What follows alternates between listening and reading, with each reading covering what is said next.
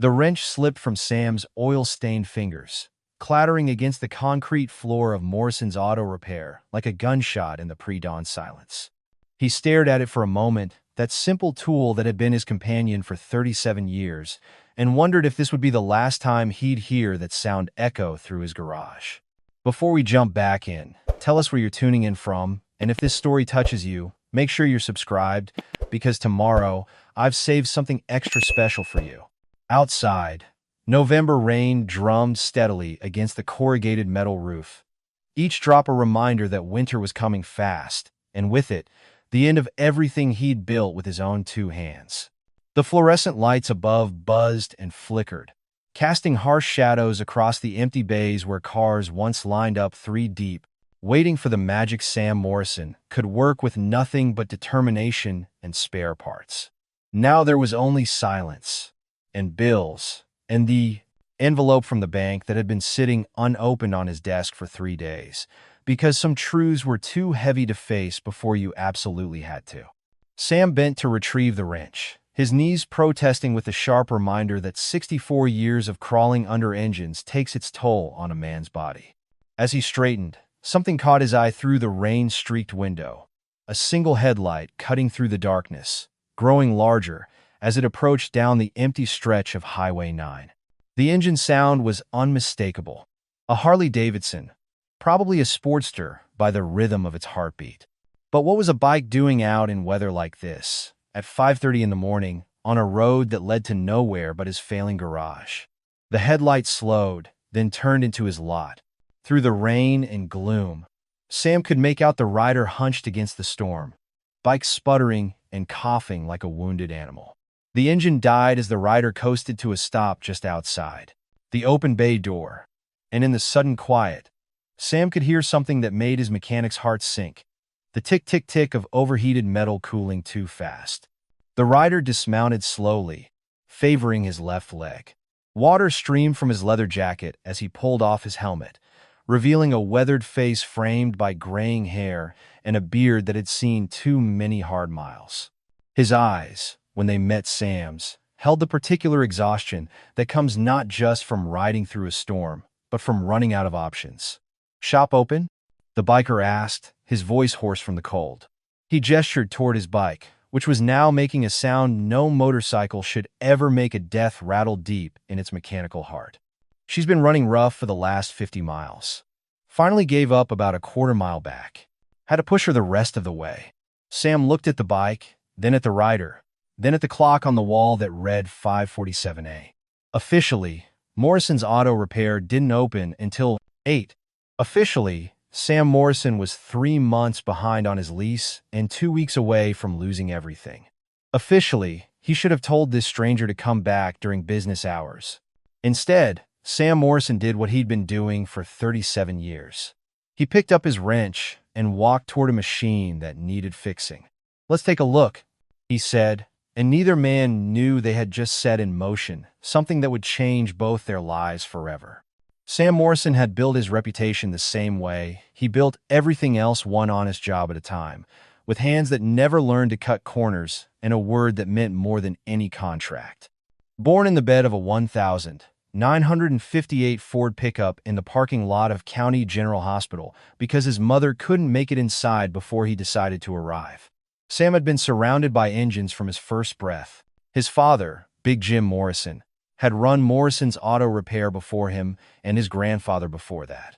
3 generations of Morrisons had kept the town's vehicles running, from the Model Ts that puttered down Main Street in the 1920 seconds to the computer-laden machines that rolled off the assembly lines today. The garage had been Sam's playground as a boy, his classroom as a teenager, and his cathedral as a man. Every surface told a story. The workbench bore scars from 1,000 projects, burn marks from welding, oil stains that had soaked so deep they'd become part of the wood itself, scratches where impatient hands had dragged heavy parts across its surface. The pegboard wall held tools arranged with military precision, each one exactly where it had been for decades, each one an extension of Sam's own hands. But the stories the garage walls couldn't tell were the ones etched into Sam's face. The lines around his eyes spoke of 40 years spent squinting at small parts in poor light. The permanent crease in his brow told of countless nights when he'd stayed late, working by lamplight to fix a customer's car because they needed it for work the next morning. The calluses on his palms, thick as leather, were proof of a life spent gripping tools and wrestling with stubborn bolts. Sam had never married, though he'd come close once. Sarah Beth Williams, the banker's daughter, had stolen his heart when he was 25 and she was 23. For 2 years, she'd tolerated the grease under his fingernails and the way he always smelled faintly of motor oil, even fresh from the shower. But when her father offered Sam a job at the bank, clean work, he'd called it respectable work, and Sam had turned it down. Sarah Beth had made her choice. She'd married a lawyer from the county seat and moved away, leaving Sam with nothing but the memory of her laugh and the knowledge that some people saw his work as beneath them. The garage had been enough after that. More than enough.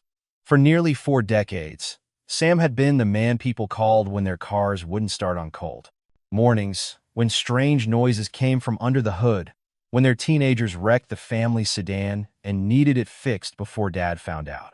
He delivered babies in the back seats of cars that broke down on the way to the hospital, jump-started vehicles for stranded travelers in the dead of winter, and once spent an entire Christmas day rebuilding an engine for a single mother who couldn't afford to miss work. Sam Morrison fixed more than cars. He fixed problems, emergencies, catastrophes. He fixed the things that kept people's lives moving. But Sam Morrison couldn't fix what was happening to his business. The world had changed around him while he kept his head under the hood. Chain stores and franchise operations had moved into town, offering quick oil changes and computerized diagnostics. Young mechanics fresh from technical schools could plug a car into a machine and let the computer tell them what was wrong, no intuition required. Customers wanted speed and convenience, not the careful craftsmanship that had built Sam's reputation. The loyalty of 3 generations was dying with the people who remembered Big Jim Morrison and Sam's father, and the days when a man's word was worth more than a warranty. One by one, the old customers were passing away or moving to retirement communities in Florida. The younger generation didn't know Sam's name, didn't understand that the grease-stained man in the faded coveralls could diagnose problems that would stump a computer. For 3 years, Sam had watched his customer base dwindle. For 2 years, he'd been dipping into his savings to make the lease payments. For 6 months, he'd been skipping his own salary to keep the lights on. And for the past 3 months, he'd been staring at the calculator every night, trying to make numbers add up that simply wouldn't.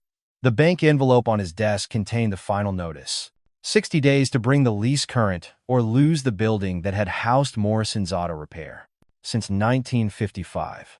60 days to come up with $18,000 he didn't have and couldn't borrow. 60 days to save a legacy that had taken 3 generations to build. Sam had $127 in his checking account. After this week's bills, he'd be down to his last $20 bill. But when the stranger's motorcycle limped into his bay that rainy morning, Sam Morrison didn't think about the money he didn't have or the bills he couldn't pay. He thought about an engine in distress and hands that still knew how to heal mechanical hearts, even when his own was breaking. The man standing beside the dying Harley looked like he'd been carved from the same hard stone as the mountains that bordered the state. Marcus Tank Williams stood 6'4" in his worn boots, with shoulders broad enough to carry the weight of the world in hands that bore the scars of 100 fights, some won, some lost, all survived. His beard, more gray than black now, was neatly trimmed despite the rough appearance of everything else about him. Deep-set brown eyes held the kind of steady calm that comes from seeing the worst life can offer and refusing to let it break you. A spider web of fine lines around those eyes spoke of decades spent riding into the sun, squinting against wind and weather and whatever tomorrow might bring. The leather jacket Tank wore wasn't a costume or a fashion statement. It was armor, scarred, and patched from years of road rash and hard living. Across the back, in bold letters that had faded but never wavered, read, Iron Brotherhood MC, and beneath it, Road Captain. The patches weren't decoration, they were rank, responsibility, a promise to brothers who trusted him with their lives every time they rode together. But Tank Williams hadn't always been a biker. 25 years ago, he'd been Staff Sergeant Marcus Williams, United States Marine Corps, leading men through places with names that would forever be classified. He'd served 3 tours, earned a chest full of medals, and came home to a wife who'd found someone else to love and a country that didn't quite know what to do with soldiers who'd seen too much. The transition from military precision to civilian chaos had nearly killed him. For 2 years after his discharge, Tank had drifted job to job, bottle to bottle, relationship to relationship, searching for something to replace the brotherhood he'd lost when he'd turned in his uniform. He'd found it, finally, on a stretch of desert highway outside Phoenix when his beat-up Camaro had broken down and a group of bikers had stopped to help. They hadn't asked about his service record or his problems with authority. They hadn't cared that he'd been sleeping in his car or that he hadn't showered in 3 days. They'd seen a broken man and offered him brotherhood, no questions asked. The Iron Brotherhood MC had given Tank what the civilian world couldn't purpose: loyalty, and a family bound by something stronger than blood. For 23 years, Tank had ridden with the Iron Brotherhood. He'd started as a prospect, earned his patch, risen through the ranks on merit and the kind of steady reliability that had made him a good sergeant and made him an even better road captain. When young riders got too wild, Tank was the voice of reason. When old riders got too comfortable, Tank was the boot in the ass that kept them moving. When the Brotherhood needed something done, really done right the first time, they called Tank Williams. The Harley Sportster he rode wasn't the biggest bike in the club, wasn't the newest or the flashiest.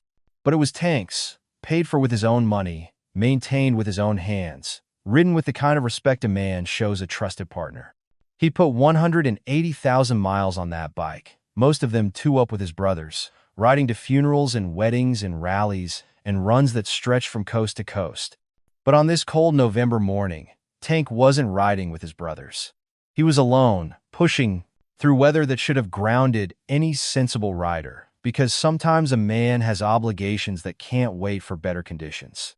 Tank's nephew, his sister's boy who'd never known his father, was graduating from Marine Corps boot camp in 3 days. The kid had grown up hearing stories about Uncle Marcus, about the Marines, about honor and duty, and what it meant to serve something bigger than yourself. Tank had promised to be there, and Tank Williams never broke a promise. The problem was, Tank's bike was dying.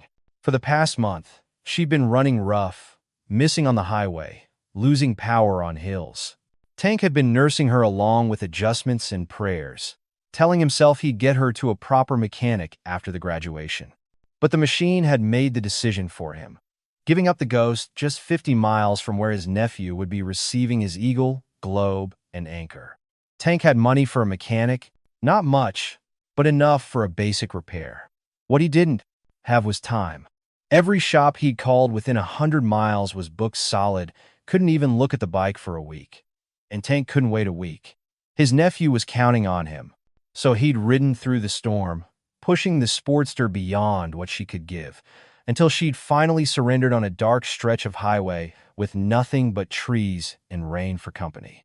The only light for miles had been the glow from Morrison's auto repair, and Tank had pushed his 700-pound bike a quarter mile through the storm, because sometimes you don't get to choose where you ask for help.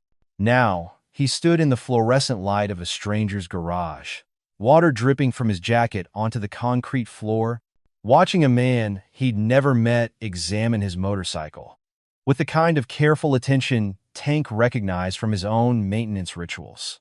The mechanic, the sign outside, had said, Morrison's moved around the bike like he was conducting a symphony, listening to sounds Tank couldn't hear, seeing problems Tank couldn't identify. She's been good to me, Tank said quietly, his voice carrying the same tone men use when talking about faithful dogs or beloved wives. 23 years. Never left me stranded before tonight. The mechanic looked up from where he was crouched beside the engine, and Tank saw something in the older man's eyes that reminded him of his own reflection. The look of someone who devoted his life to things that required patience, skill, and love. Someone who understood that machines weren't just metal and moving parts, but partners in the work of living. 23 years is a good run, Sam Morrison said, his hands already reaching for tools. Let's see if we can give her a few more. Morrison's auto repair sat on the edge of where civilization met wilderness, a buffer zone between the small town that had grown too modern for its own good and the endless forest that stretched toward the mountains. It was the kind of place that existed in the spaces between not quite rural, not quite urban, but something harder to define and more honest than either. The building itself was a testament to function over form. Built in 1955 from concrete blocks and honest steel, it had weathered 46 years of seasonal storms without complaint. The roof showed rust stains where 46 winters had tested its resolve, and the exterior walls bore the scars of decades of honest work oil stains that had become part of the architecture, scorch marks from welding projects, the kinds of dings and scratches that accumulate when form follows function and style takes a back seat to survival. 3 service bays opened onto a gravel parking lot that had never been paved because Sam Morrison saw no sense in pretty surfaces that would only get stained with oil and scarred by jack stands. The lot was bordered by chain-link fence that enclosed maybe half an acre, enough room for customer parking, parts storage, and the ancient wrecker that Sam's father had bought in 1967, and Sam had somehow kept running through a combination of stubbornness and spare parts. Inside, the garage told the story of 3 generations of Morrison men who'd believed that good work required good tools and good tools deserve respect. The concrete floor was stained and worn smooth by decades of foot traffic, but it was swept clean every night and hosed down when the weather permitted. Fluorescent lights hung from the ceiling in perfectly straight lines, providing the kind of even illumination that revealed every detail of the work being done below. The walls were lined with tool chests that had been organized the same way for 30 years. Every wrench, every socket, every specialized tool had its place, and every place was marked with tape and labels that had yellowed with age but never lost their clarity. Above the workbenches, pegboard displayed hand tools arranged with the precision of a museum exhibit, not for show, but because a mechanic who couldn't find his tools was a mechanic who couldn't work. In the corner sat Sam's desk, a battered metal monster that had been old when Sam's father bought it from a government surplus sale. Its drawers stuck and its surface was scarred, but it held 40 years of customer records, service manuals, and the kind of accumulated paperwork that chronicles a lifetime of honest business. On top of the desk, precisely positioned, sat the calculator Sam used to figure estimates, the coffee mug he'd been drinking from for 15 years, and the unopened envelope from First National Bank that contained news Sam already knew but hadn't yet found the courage to face.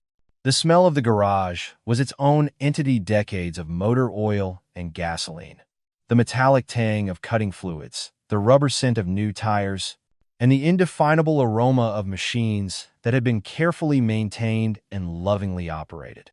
It was a smell that got into your clothes, your hair, your skin, and never quite washed out. Sam Morrison had smelled like his garage for so long that he'd forgotten there was any other way to smell. But it was the sounds of Morrison's auto repair that really defined the space. In the busy years, the garage had hummed with the music of productive work, the whine of impact wrenches, the hiss of air compressors, the rattle of rolling tool chests across concrete, the rumble of engines being tested and tuned. Voices had mixed with a mechanical symphony, customers and mechanics discussing problems and solutions in the shorthand of people who understood that fixing things was both science and art. Now, on this cold November morning, the garage was too quiet. The air compressors sat silent, waiting for work that might never come. The hydraulic lifts stood empty, their arms raised like questions with no answers. The radio in the corner played classic rock to an audience of one, its volume turned low, because somehow the silence felt too big for louder music. Outside, the rain drummed against the metal roof with the persistence of time itself, washing the gravel, pooling in the low spots, running off the building in streams that had carved the same channels for decades. It was the kind of rain that kept sensible people indoors, the kind that made smart riders pull over and wait for better conditions. But it was also the kind of rain that brought desperate men to the edges of their limits, the kind that turned chance encounters into something more significant, the kind that washed the past clean and made room for whatever came next. In the fluorescent glow of Morrison's auto repair, with the rain drumming overhead and a stranger's motorcycle cooling in the middle of the service bay, the garage felt suspended between what it had been and what it might become. Every tool was ready, every surface was clean, every system was waiting. All that was missing was the work and the future, and the hope that both might somehow find their way back home. The diagnosis came. Quickly, too quickly for Tank's peace of mind. Sam Morrison knelt beside the Sportster for less than 10 minutes, his hands moving over the engine with the confidence of a doctor examining a patient he'd treated 1,000 times before. When he stood up, wiping his hands on a rag that had seen better decades, Tank could read the verdict in his expression before the mechanic spoke a single word. "Timing chain," Sam said simply. "She's been telling you for weeks, hasn't she? That rattling on cold starts, the way she's been missing at highway speeds?" Tank nodded grimly. He'd been hoping for something simpler: bad plugs, dirty carburetor, something a shade tree mechanic could fix with basic tools and determination. But he'd known, deep in the place where honest men keep their honest fears, that the Sportster's problems ran deeper than surface symptoms. "How long?" Tank asked, though he dreaded the answer. Sam scratched his chin, calculating. "If I start now? Got all the parts? Working? Straight through?" He paused, considering the scope of the job. The complexity of tearing down an engine that had been running for 180,000 miles. 8 hours, maybe 10. That's if everything goes smooth, if I don't run into surprises. And if things don't go smooth? Sam's expression grew more serious. Could be 2 days, maybe 3, if I have to machine parts or send something out for rebuilding. He gestured toward the bike, sympathy evident in his voice. "This isn't the kind of repair you rush. Rush it, and you'll be back here next month with bigger problems." Tank felt something cold settle in his stomach that had nothing to do with the weather. 2 or 3 days meant missing his nephew's graduation, missing the moment when Private Williams became Marine Williams, missing the chance to see the pride in a young man's eyes when he spotted his uncle in the crowd, wearing dress blues in the same eagle, globe, and anchor that had defined Tank's own life. "There's got to be something else," Tank said, his voice carrying the edge of desperation. "Some way to get her running just long enough to make it another 300 miles. Sam shook his head slowly. "Brother, I could patch her up, get her running for maybe 50 miles, 100 if you're lucky. But that timing chain is ready to let go completely, and when it does, it's going to take the whole engine with it. You'd be looking at a full rebuild then, if it's even worth rebuilding." Tank turned away from the mechanic and walked to the open bay door, staring out at the rain that showed no signs of stopping. Behind him, he could hear Sam moving around the bike, probably calculating parts costs and labor hours. But Tank wasn't thinking about money. He was thinking about promises. 25 years ago, when Tank's sister had been dying of cancer and her 10-year-old son had been asking questions about his absent father, Tank had made a promise. He'd promised to be the male figure in the boy's life, to show him what it meant to be a man, to serve something bigger than yourself.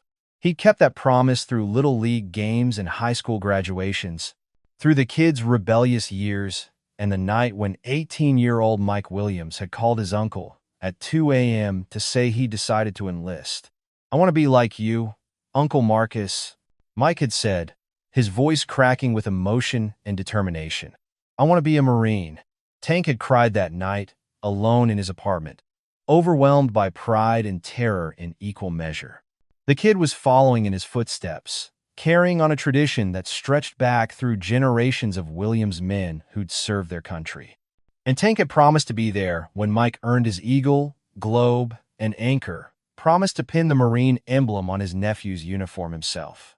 Now that promise hung in the balance, dependent on 8 hours of work and parts that might or might not be available on a Saturday morning in a town that barely showed up on maps.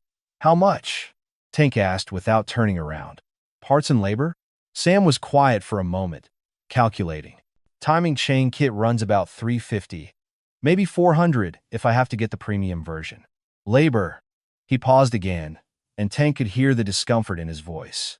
Labor's going to be steep. This is specialist work. Takes time to do it right. How much? Tank repeated. 1,200 total. Sam said quietly. Maybe 14 if we run into complications. Tank's shoulders sagged. He had $800 in his wallet money he'd been saving for months to cover gas, food, and a motel room for the graduation trip. Even if Sam would take payment plans, which most shops wouldn't, Tank would still be $300 short of getting his bike running again. I don't suppose you take payment plans? Tank asked, though he already knew the answer. In his experience, small-town mechanics were the most cash-dependent businesses in America. Sam's voice was gentle but firm. I'm sorry, brother. I really am, but I'm barely keeping the lights on as it is. Can't afford to carry debt, not even for good people. Tank turned around, studying the mechanic's face. The older man looked genuinely pained by the situation, as if turning down work hurt him personally. Tank had been around enough honest men to recognize another one, and Sam Morrison was clearly cut from the same cloth as the Marines and bikers Tank had trusted with his life. Mind if I make a few phone calls? Tank asked. See if I can raise the difference? Of course not. Phone's right there on the wall, or you can use your cell if you've got signal. For the next hour, Tank worked his way through every contact in his phone. He called his brothers from the Iron Brotherhood, but it was the middle of the week, and most of them were at jobs that barely covered their own bills. He called old Marine buddies, but the few who could help were scattered across the country and couldn't get money to him fast enough. He even swallowed his pride and called his ex-wife, but she hung up the moment she heard his voice. By 7 a.m., Tank had exhausted every possibility. He stood in the middle of Morrison's auto repair, watching Sam tinker with a customer's car at the far end of the garage, and felt the weight of failure settling on his shoulders like a lead blanket. Sam looked up from his work, took in Tank's expression, and walked over with the careful movement of a man approaching a wounded animal. No luck? Sam asked. No luck, Tank confirmed. Looks like I'm going to miss my nephew's graduation, after all. Marine? Sam asked, noting something in Tank's bearing that suggested military experience. How'd you know? Sam pointed to the Marine Corps tattoo on Tank's forearm, barely visible beneath the sleeve of his jacket. My brother served 3 tours in Vietnam. He used to stand just like you're standing when he was carrying weight that wasn't his to carry. Tank looked down at his hands, surprised to find them clenched into fists. Kid's been planning this for months. Called me every week from boot camp, counting down the days. Told me he was going to scan the crowd until he found me. Said knowing I was there would make the whole thing perfect. Family's important, Sam said simply. Family's everything, Tank corrected. Especially when it's the only family you've got left. Sam was quiet for a long moment, studying Tank's face with the same careful attention he'd given the Sportster's engine. Finally, he walked back to his workbench and opened the top drawer of his tool chest. From inside, he pulled out a worn leather wallet and counted out bills with the methodical precision of a man who knew exactly how much money he had because he couldn't afford not to know. 800, you said you had? Sam asked, returning to where Tank stood. That's right. Sam held out 4 bills, a 20, 2 10s, and a 20. This ought to cover the EB difference. Tank stared at the money in Sam's extended hand. I can't take that. Sure you can. You don't even know me. I know enough, Sam said. I know you've been riding through a storm all night to keep a promise to someone who matters to you. I know you called every person in your phone, trying to raise money rather than just giving up. I know you're willing to trust a stranger with your bike because you're out of options and still trying to do the right thing. Tank shook his head. This isn't a loan I can pay back anytime soon. Didn't ask you to pay it back. Why would you do this? Preparing and narrating this story took us a lot of time. So if you are enjoying it, subscribe to our channel. It means a lot to us. Now back to the story. Sam was quiet for a moment, his eyes drifting toward the desk where the unopened bank envelope waited with its burden of impossible mathematics. When he spoke, his voice carried the weight of a man who'd spent his life fixing things for Hen. other people, and finally found something he could fix for himself. Because sometimes, Sam said, the only thing standing between a man and doing the right thing is $40 and the willingness to trust that kindness comes back around when you need it most. Tank looked at the money again, then at Sam's face, then back at the money. You're sure about this? Son, I'm 64 years old, and I've been fixing machines my whole life. I've learned that engines run on more than gasoline and goodwill, and the best repairs are the ones that fix something bigger than the problem you started with. Tank took the bills, his throat tight with emotion he hadn't expected. I don't know what to say. Say you'll call when you get there safe. Say you'll give your nephew my regards. And say you'll remember that sometimes the help you need comes from the people you least expect. Sam turned back toward the Sportster, already reaching for tools. Now let's get this timing chain replaced so you can make that graduation. As Sam began the careful process of disassembling Tank's engine, neither man realized they were about to discover something that would change both their lives forever. Because while Sam Morrison thought he was spending his last $40 on a stranger's problems, he was actually making an investment that would return to him in ways neither mathematics nor faith could have predicted. The work began in the pre-dawn darkness with the methodical precision of a surgeon preparing for a life-saving operation. Sam cleared the center bay completely, rolling his tool chest into position around Tank's Sportster like a medical team arranging instruments for surgery. Every wrench, every socket, every specialized tool was laid out in precise order, not just for efficiency, but because this was the kind of repair that demanded perfection the first time. Tank watched from a folding chair. Sam had pulled from the office, nursing coffee that had been strong enough to wake the dead, and was now approaching industrial solvent strength. He'd offered to help, but Sam had politely declined with the explanation that every mechanic had his own rhythm, his own way of approaching complex work, and extra hands could sometimes do more harm than good. Besides, Sam had said with a slight smile, you've got the harder job. You've got to sit there and trust me with something that means as much to you as this bike obviously does. So Tank sat and watched Sam Morrison work, and as the hours passed, he began to understand why this garage had survived for nearly half a century. Sam approached the Sportster with the same reverence.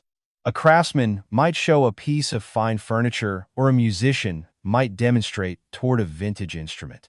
Every bolt was removed with care, every component cleaned and inspected before being set aside in logical order. The timing chain, when Sam finally exposed it, looked like a piece of jewelry that had been dragged behind a truck for 1,000 miles. The metal was stretched, the links worn to dangerous tolerances, and several pins showed stress fractures that could have let go at any moment. She was riding on borrowed time, Sam said, holding up the damaged chain for Tank to see. Another 50 miles, and this would have snapped completely. When that happens, the pistons hit the valves, and instead of a $400 repair, you're looking at a complete engine rebuild. Lucky I found you when I did, Tank said. Lucky for both of us, Sam replied, though he didn't explain what he meant. The work progressed steadily through the morning. Sam called his parts supplier in the county seat, discovered they had the timing chain kit in stock, and arranged for delivery by 2 p.m. While they waited, he cleaned and inspected every component he'd removed, replacing gaskets and seals that showed signs of wear, checking tolerances and clearances with the obsessive attention of a master craftsman who took pride in work that would last. Tank found himself relaxing for the first time in months. There was something hypnotic about watching a true professional work, something that reminded him of the way good Marines approach complex problems methodically, thoroughly, with confidence born of experience and skill. Sam never hurried, never second-guessed himself, never displayed the kind of frustrated anger Tank had seen from mechanics who were in over their heads. Around noon, Tank insisted on buying lunch, walking 3 blocks through the steady rain to a diner that looked like it had been serving the same menu since the Eisenhower administration. He returned with burgers, fries, and coffee strong enough to float horseshoes, and the two men ate, sitting on upturned crates in the garage, talking about motorcycles, military service, and the kinds of small-town changes that happened too slowly to notice until they'd changed everything. place used to be busier, Sam said, gesturing around the empty garage. Time was, I'd have 3 cars in here and a waiting list for next week. Now, he shrugged, not bothering to finish the sentence. Economy? Tank asked. Progress, Sam said with a bitter smile. Chain stores, franchise operations, computer diagnostics. People want speed and convenience, not the kind of work that takes time to do right. Tank studied the older man's face. How long you been fighting this fight? 3 years getting bad, 6 months getting desperate. Sam took a long sip of coffee. Got notice from the bank this week. 60 days to catch up on the lease, or they're locking the doors. How much you behind? Sam was quiet for a moment, as if deciding whether to trust this stranger with the full scope of his problems. Finally, he sighed. 18,000. Might as well be 18 million for all the chance I have of raising it. Tank felt something cold settle in his stomach. This man had just given him $40. $40 he probably couldn't afford to help a stranger keep a promise to family. $40 that represented a significant portion of whatever Sam Morrison had left in the world. You gave me your last $40, Tank said, the words more statement than question. Sam shrugged again. Wasn't doing me much good sitting in my wallet. Jesus, Sam, I can't let you do that. Already done? Sam said firmly. And don't go feeling guilty about it. Sometimes a man needs to spend his money on something that matters, something that reminds him why he got into this business in the first place. Fixing bikes, fixing problems, helping people, being useful. Sam stood up, wiping his hands on his coveralls. Your nephew's graduation matters. Your promise to him matters. That's worth $40 of anybody's money. The parts arrived at 2:15 p.m., delivered by a kid in a pickup truck who looked barely old enough to drive. Sam signed for the package and immediately tore it open, inspecting each component with an critical eye of a man who'd been burned by inferior parts too many times to take quality for granted. Good news, he announced. Everything looks first-rate. Should have her buttoned up and running by 6, maybe 7 if I take my time with the final adjustments. Tank felt relief flood through him like warm whiskey. 6 o'clock would put him on the road by 7, which would get him to the base by midnight with enough time to sleep, shower, and put on his dress blues before the 10 a.m. graduation ceremony. But as Sam began the delicate process of installing the new timing chain, Tank found his thoughts drifting back to the unopened envelope on the desk, to the man who'd just spent his last $40 on a stranger's problem while his own world crumbled around him. It didn't seem right. It didn't seem fair. And it definitely didn't sit well with a man who'd been raised to believe that debts of honor were the most important debts of all. Tank pulled out his phone and walked to the far end of the garage where Sam couldn't overhear. He scrolled through his contacts until he found the number he wanted. Bull Richardson, president of the Iron Brotherhood's Idaho chapter, a man Tank had ridden with for 15 years and trusted with his life on more occasions than either of them could count. The phone rang twice before Bull's gravelly voice answered. Tank? Where the hell are you? Miguel said you were supposed to be back from leave yesterday. I'm in Montana, Bull.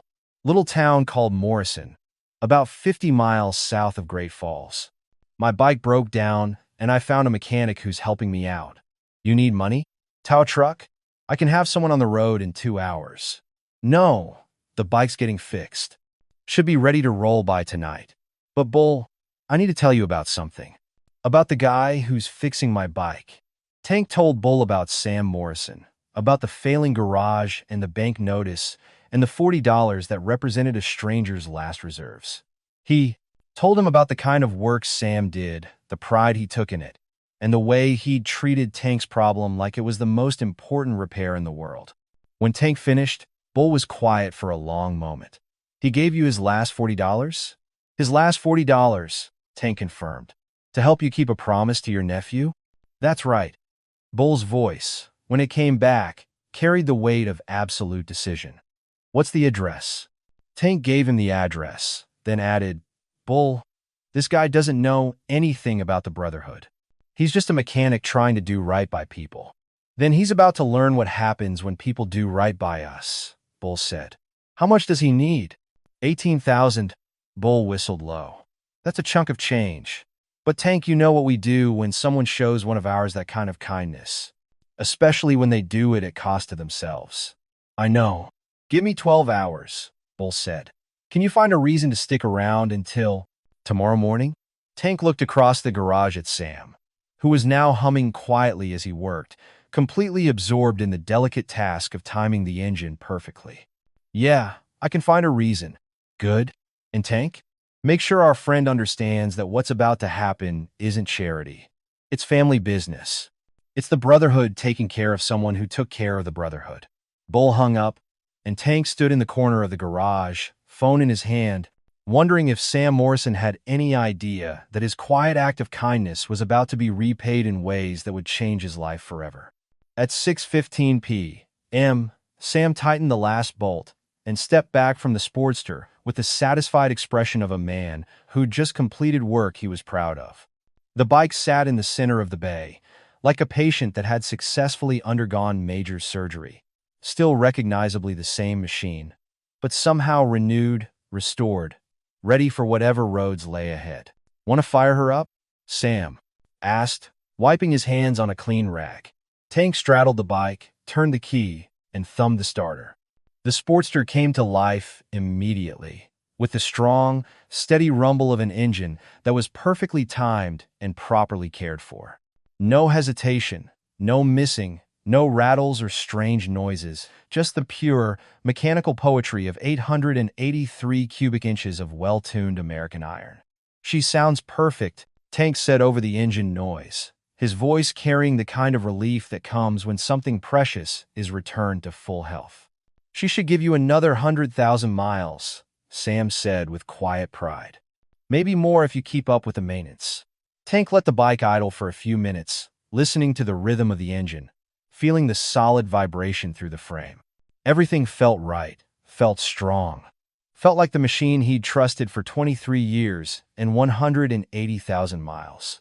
When he finally shut off the engine, the garage seemed almost unnaturally quiet. Sam, Tank said, still sitting on the bike, I want you to know this isn't just about fixing my motorcycle. What you did today, giving me that money when you couldn't afford it, that's not something I'm going to forget. Sam waved dismissively. Just glad I could help. No, it's more than that. Tank climbed off the bike and faced the older man directly. Where I come from, when someone shows you that kind of kindness, especially when it costs them something, we don't forget. We don't let it go unpaid. I told you, I don't expect. I know what you told me, Tank interrupted gently. But sometimes what a man expects and what he deserves are two different things. Tank paid the bill.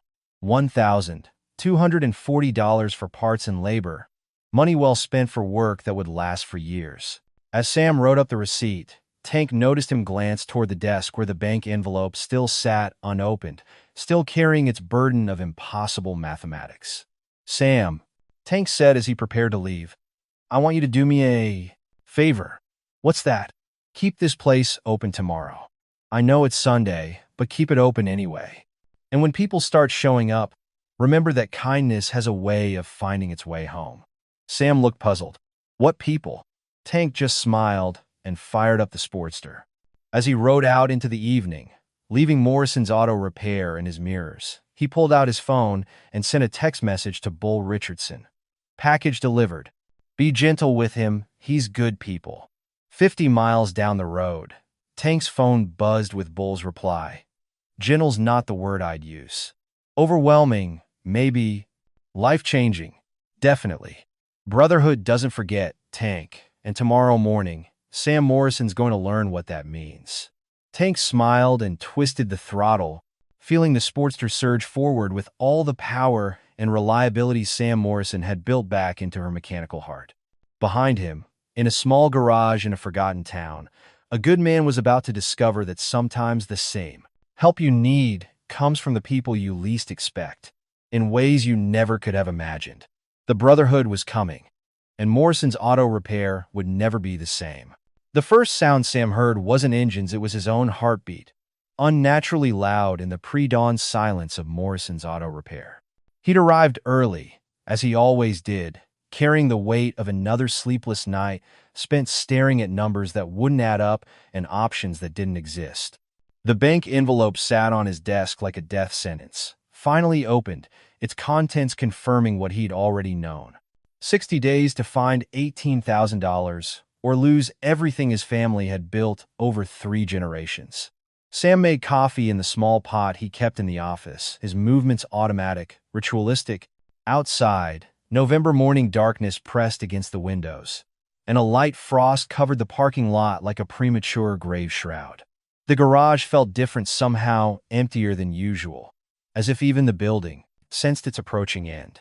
He'd been thinking about Tank Williams all night, about the young Marine who was probably pinning his eagle, globe, and anchor on his nephew's uniform at this very moment. At least that had worked out. At least his $40 had served a purpose, had helped a good man keep a promise to family. It was, Sam reflected, probably the best investment he'd made in years. At 6:47 a.m., as Sam stood in the middle of the empty garage sipping coffee that tasted like defeat, he heard it, distant at first, like thunder rolling in from the mountains, but steady, purposeful, growing stronger with each passing second. The rumble of engines. Multiple engines. Many engines. Sam walked to the open bay door and looked out into the gray morning light. At first, he saw nothing but the empty road that led past his garage toward the highway. Then, around the bend, the first headlight appeared. Then another. Then 10 more. Then 20. Motorcycles. A long line of them riding in tight formation. Their engines creating a symphony of mechanical thunder that made the windows of the garage vibrate in their frames. Harley-Davidsons mostly, but other makes too, Indians, Triumphs, a few custom choppers that looked like they'd been built by artists who worked in steel and chrome instead of paint and canvas. The lead rider was a mountain of a man on a big touring bike. His leather jacket stretched across shoulders that belonged on a linebacker. Behind him, the formation stretched back farther than Sam could count. 50 riders, maybe more, all wearing the same patches, all moving with the disciplined precision of a military unit. Sam's coffee cup slipped from his fingers, shattering on the concrete floor. The riders were slowing down, turning into his parking lot, filing in with practiced efficiency that spoke of countless rallies and runs. As their engines wound down to idle, then shut off one by one, the sudden silence was almost deafening. The big man who'd been leading dismounted first, removing his helmet to reveal a grizzled face that looked like it had been carved from granite and weathered by decades of hard road. He walked toward the garage with the steady confidence of a man accustomed to command, and as he got closer, Sam could read the patches on his jacket. Iron Brotherhood MC and President. "You Sam Morrison?" the man asked, his voice carrying the authority of someone who expected honest answers. "Yes, sir," Sam managed, his throat suddenly dry. The big man extended his hand. "Bull Richardson, president of the Iron Brotherhood. I believe you met one of my road captains yesterday. Marcus Williams." Sam shook the offered hand, noting the calluses that spoke of a man who worked with his hands, the steady grip that suggested both strength and control. "Tank, is he all right? Did he make it to his nephew's graduation?" Bull smiled, and the expression transformed his stern features completely. "He made it. Called me this morning from North Carolina. Said to tell you his nephew looked real proud, wearing those dress blues, and his uncle was proud to be there to see it." Relief flooded through Sam like warm whiskey. "Good. That's real good. He's a fine man, your road captain." "Yes, he is," Bull agreed. "And he tells me you're a fine man, too. Tells me you gave him money you couldn't afford to help him keep a promise to family." Sam shifted uncomfortably. "Wasn't much. Just enough to cover the difference. Tank says it was your last $40. Sam looked down at his boots, embarrassed by the attention. Seemed like the right thing to do." "It was the right thing to do," Bull said firmly. "And in the Iron Brotherhood, when someone does right by one of ours, we remember. We don't forget kindness, especially kindness that costs the giver something." More riders were approaching now, removing helmets, stretching road-weary muscles. Men and women ranging in age from their 20s to their 70s, all wearing the same patches, all moving with the easy camaraderie of people who'd shared countless miles together. Sam counted quickly at least 60, maybe 70 riders total. "Mr. Richardson," Sam began, "I appreciate you stopping by, but Bull," the big man corrected. "And we're not just stopping by. We're here on Brotherhood business." Bull turned toward the assembled riders and raised his voice. "Brothers, sisters, gather around. I want you to meet Sam Morrison, the man who helped Tank when Tank needed help." The riders formed a semicircle around Sam, their faces showing a mixture of respect and curiosity. Sam felt overwhelmed by the attention, by the sheer presence of so many people in his usually empty garage. "Sam," Bull continued, "Tank told me about your situation, about the bank notice, about the 18,000 you need to keep this place running." Sam's face reddened. He had no right to. He had every right, Bull interrupted, but his tone remained gentle. "In the Brotherhood, we share each other's burdens. We take care of our own, and we take care of those who take care of our own." Bull reached into his jacket and pulled out a thick envelope, the kind banks use for large cash transactions. "This is from the Iron Brotherhood, chapters across 5 states. When word went out about what you did for Tank, about the kind of man you are, the money started flowing in. Took us 12 hours to collect it all." Sam stared at the envelope, his mind refusing to process what he was seeing. "I don't understand." "It's $18,500, Bull said simply. "Enough to catch up your lease and keep this place running." "I can't take that," Sam said, backing away from the envelope. "I can't take charity." "It's not charity," Bull said firmly. "It's family business. In the Brotherhood, we have a code. We protect our own, we honor our debts, and we never forget kindness." He held out the envelope again. "You showed kindness to one of ours. When it cost you something. This is us returning that kindness." Sam's hands trembled as he looked at the envelope, at the money that represented salvation for everything he'd worked his entire life to build. But the pride that had sustained him through 64 years of honest work rebelled against accepting what felt like charity. "I don't deserve this," he said quietly. An older rider, a woman with silver hair and kind eyes, stepped forward. "My name's Maria Richardson, Bull's wife, and I want to tell you something about deserving." She moved closer, her voice carrying the warmth of a mother and the authority of someone who'd earned the right to speak truth. 30 years ago, my son was killed in a motorcycle accident. Drunk driver ran a red light. The boy's bike was destroyed, but the engine my son had rebuilt that engine with his own hands, put his heart into it. The police were going to junk the whole thing, but a mechanic in the town where it happened, a man who'd never met my boy, fought to save that engine. Spent 3 days of his own time and his own money rebuilding it so we could have something of our son to hold on to. Maria's voice caught slightly, but she continued. That mechanic didn't do it for money or recognition. He did it because he understood that some things are worth saving, that sometimes fixing something broken is the most important work a person can do. That mechanic was like you, Sam. He saw beyond the job to what really mattered. She gestured toward the garage around them. This place matters. The work you do matters. The way you treat people matters. And when someone like that needs help, decent people step up. Bull nodded in agreement. Tank told us about your father, your grandfather, 3 generations of Morrisons fixing things for folks in this town. That's a legacy worth preserving. Sam felt tears starting to form. Emotions he'd kept locked down for months finally breaking free. I still don't know how to pay this. You don't pay it back, Bull said. You pay it forward. You keep doing what you've been doing, treating people right, doing honest work, being the kind of man who'd give his last $40 to help a stranger keep a promise. Around the semicircle of riders, heads nodded in agreement. These weren't charity workers or social activists. These were working people, most of them, who understood the difference between a handout and an investment in human decency. A younger rider, a man in his 30s with paint-stained hands, stepped forward. I'm a contractor, he said. Been looking for a good mechanic for my work trucks. Mind if I bring them by sometime? Another rider, a woman wearing scrubs under her leather jacket, added, I'm a nurse at County General. We've got a fleet of ambulances that need regular maintenance. Current shop's been price gouging us. More voices joined in.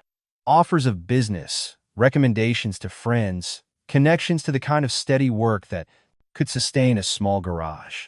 Sam realized he wasn't just being handed money, he was being offered membership in a community, a network of people who took care of each other. Bull pressed the envelope into Sam's reluctant hands. This isn't the end of it, Sam. It's the beginning. You're part of the Iron Brotherhood family now, whether you wear a patch or not. And family looks out for family. Sam looked down at the envelope, feeling its weight, not just the physical weight of cash, but the emotional weight of obligations and connections, and hope he'd forgotten how to feel. When he looked up again, his eyes were bright with unshed tears. I don't know what to say, he managed. Say you'll keep this place running, Bull replied. Say you'll keep being the kind of man who'd help a stranger in the rain. And say you'll remember that sometimes the help you need comes from the people you least expect. Around the garage, riders began applauding, not the polite applause of a ceremony, but the genuine, heartfelt recognition of people who understood what they'd just witnessed. The sound echoed off the concrete walls, filling the space that had been silent for too long with the music of human connection. As the applause died down, Bull stepped closer to Sam and spoke quietly, for his ears alone. Tank saved your business card. Said you wrote your home number on the back. Told him to call if he ever needed anything.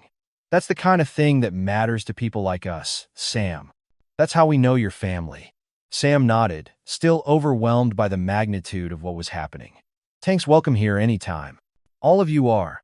Bull smiled and clapped Sam on the shoulder. Count on it. The Iron Brotherhood's got a run through here every spring and fall.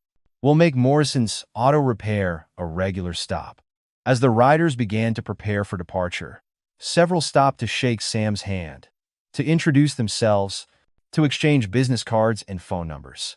The garage that had been empty for months was suddenly full of voices, laughter, and the sound of new friendships being formed. Bull was the last to approach his bike.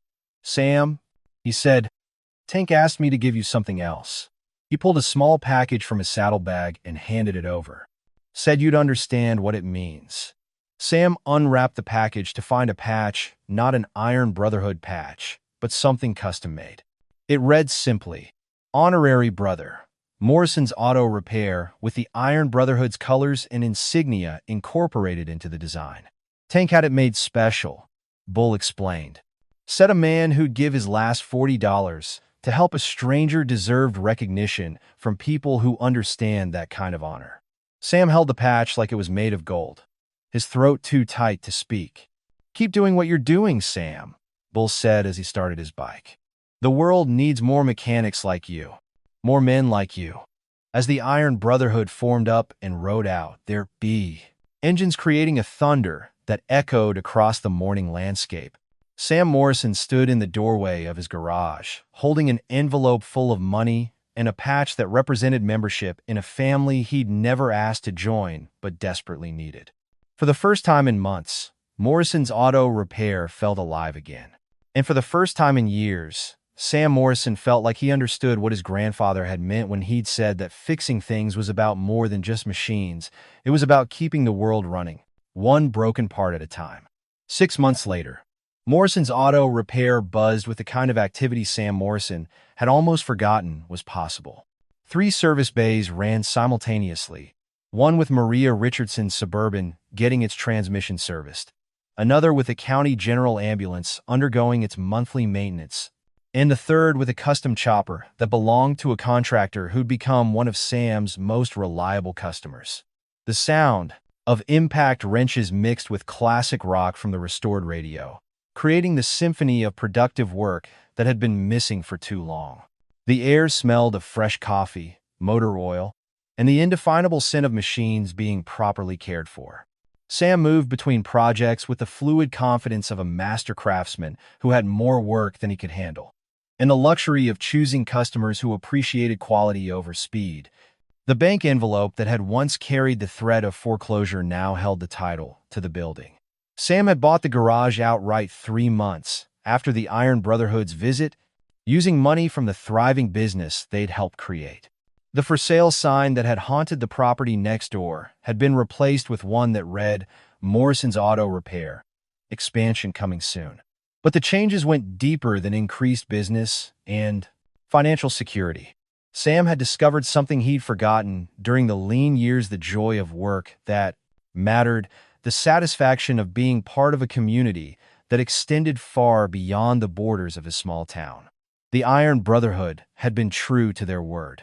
Every spring and fall, the sound of dozens of motorcycles announced the arrival of riders from across 5 states who considered Morrison's Auto Repair a mandatory stop on their routes.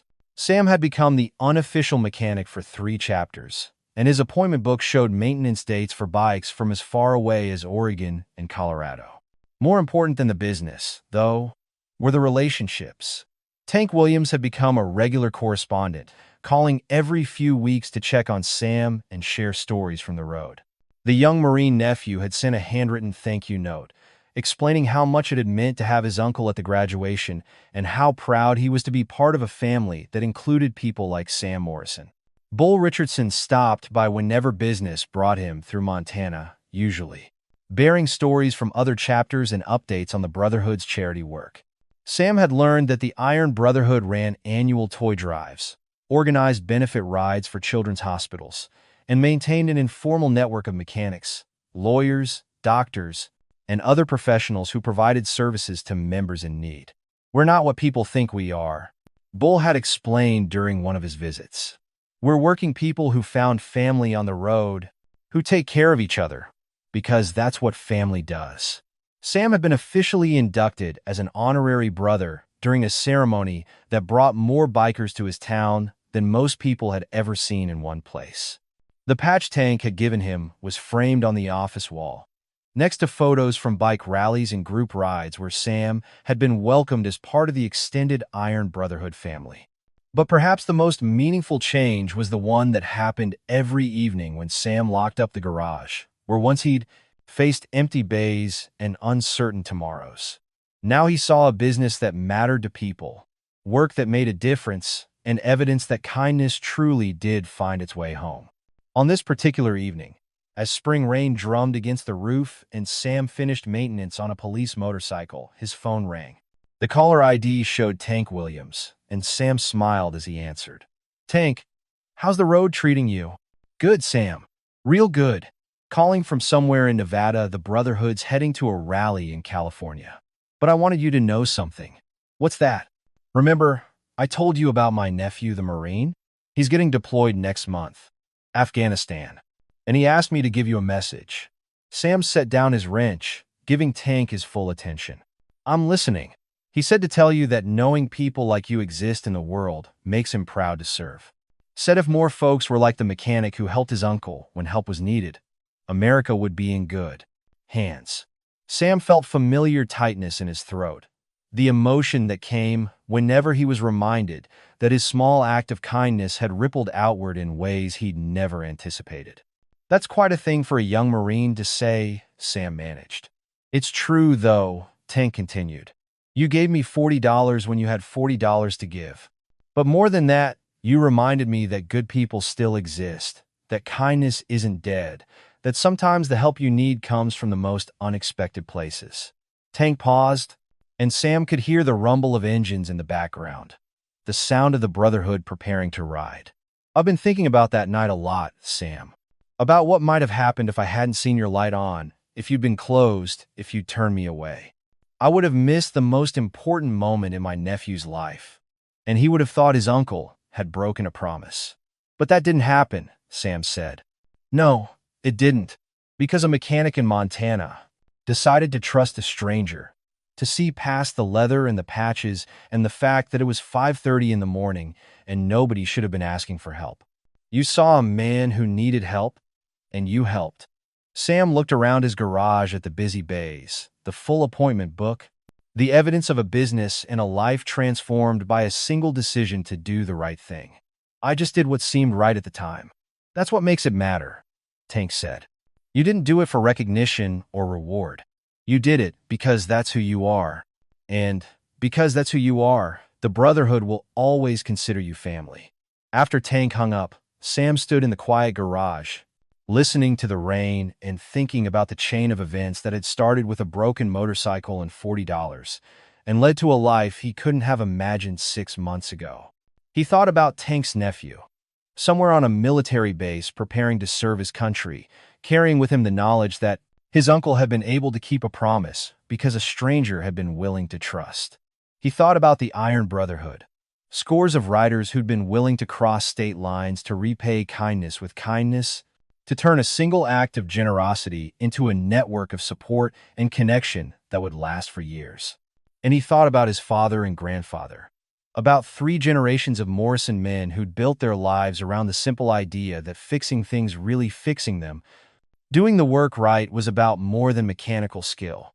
It was about serving something larger than yourself, about being useful, about keeping the world running one repair at a time. Sam turned off the lights and locked the garage, stepping out into the spring rain.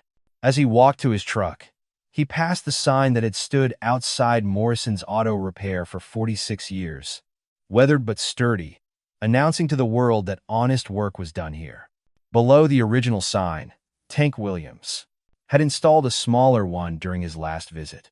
It read simply, "Iron Brotherhood Welcome, Family Service since 1955.